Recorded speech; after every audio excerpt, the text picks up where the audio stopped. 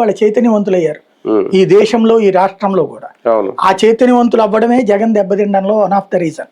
నువ్వు మిగతా మతస్థులందరితో కలుపుకుని గెలుస్తాను అనుకుంటే నీ ఇష్టం, లేదా అప్పుడు శాశ్వత ప్రతిపక్ష నాయకుడిగా మిగిలి. అంటే ఇందులో కూడా ఒక అంటే మళ్ళీ ఇక్కడ కులం అనడానికి కూడా లేదేమో. ఇప్పుడు వాళ్ళ వైఫ్ ఏమో ఈయన సామాజిక వర్గం చెప్పారట, మరి అది ఎంతవరకు నిజమో.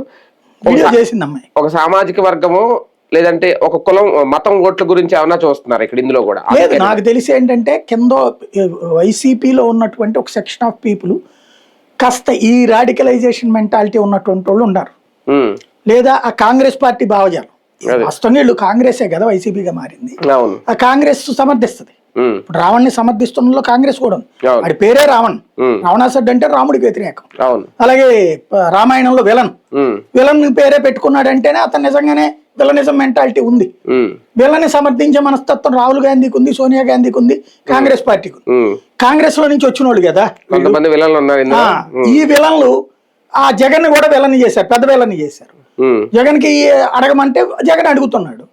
దానివల్ల జగన్ ఏంటి, జగన్ కూడా దైవ దోషాన్ని సమర్థిస్తాడు, జగన్ కూడా తీవ్రవాదాన్ని సమర్థిస్తాడు, జగన్ కూడా నక్సలిజాన్ని సమర్థిస్తాడని జగనే నెత్తిన పెట్టుకుంటానంటే మన కాక్రోచ్ అది మనం తప్పు పట్టాం. కాక్రోచ్ అన్నం ఏంది నువ్వు? బొద్దింక అనేటటువంటిదే నీచమైనటువంటి పురుగు. అలాగే బొద్దింకల్లాగా ఎగబడతాం, అసహించుకునేలా చేసుకుంటాం అంటే ఆయన ఇష్టమని ఆ రోజున మాట్లాడుకున్నాం. ఇదైనా అంతే. కానీ ఇలాంటి మాటలు